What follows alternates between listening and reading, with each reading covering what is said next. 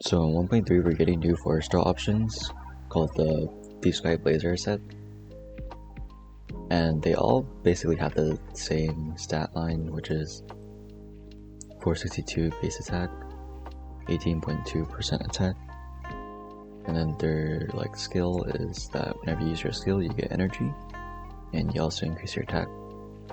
It lasts for 16 seconds and it has a 20-second cooldown. So the first question we have to ask is, how relevant is the energy that we're getting from the weapon? So for this example, I'll be using Chong-Li, and this is like a pretty standard rotation, I'd say. And then for teammates, I will be using Rina and Zhizhi. Dongyong is also here because there's a pretty popular Chinese team that uses her in the team. Basically what I've done is I've written out the rotation and then gotten their total energy, and then I kind of just put it all together to see how much energy that you would get total. So how energy works in this game is that if the character is off field, they will only get half the energy, and if they're on field, they'll get the full energy. So in the Zhezhi team, she generates this much. Zhezhi also gives 15 bonus energy to the person she's swapping into. That lowers the total ER you need to basically 4%. And then the Yang team, same thing, except this time it's 10%. Other characters actually generate more energy than Yang, so the energy gain is roughly the same. So in general, you would probably need like 10 to 20% ER. So essentially, the energy that the weapon gives us is roughly equal to 5 to 10% ER, depending on refinement. So I've done the weapon calculation for Chong-Li, and I did one that counts for ER, and then one that doesn't account for ER. So basically what I did here is I traded one damage substat for ER, and then in this one I just went full damage.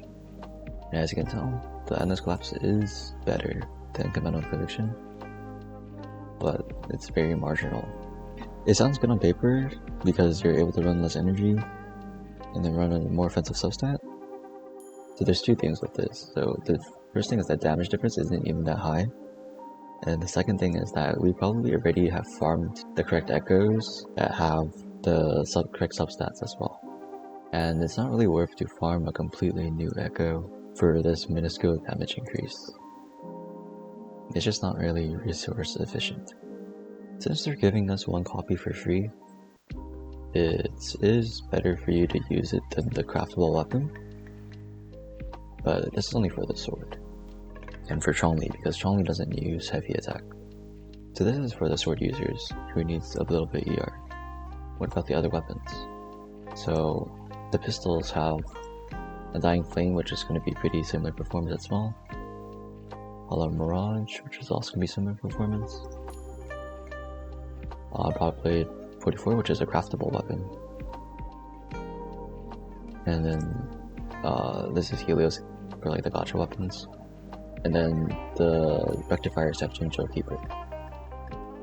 At the end of the day, you should probably still shoot for the standard 5-star weapons because they're just so strong and they're guaranteed, or the 4 stars are still like gotcha.